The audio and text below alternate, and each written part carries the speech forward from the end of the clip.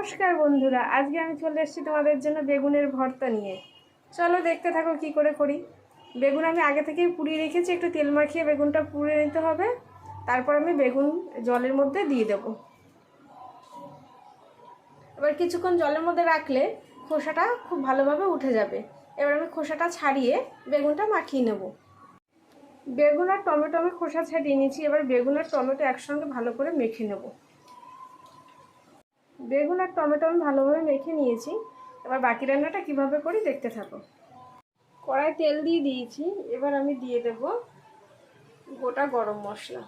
একটু থেতো করে নিতে হবে গরম মশলা। তারপর দিয়ে দেবো আমি গোটা জিরে। এবার এর মধ্যে দিয়ে দেবো আমি পেঁয়াজ কুচি।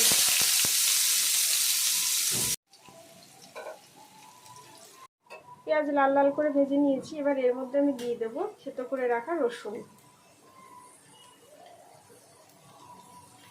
ভালো করে মিশিয়ে নিতে হবে পেঁয়াজের সঙ্গে।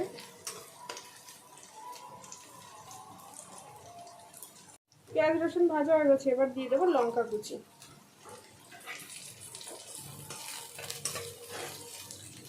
এবার আমি মেখে রাখা বেগুন আর টমেটো দিয়ে দেবো। এবার দিয়ে দেবো পরিমাণ মতো লবণ,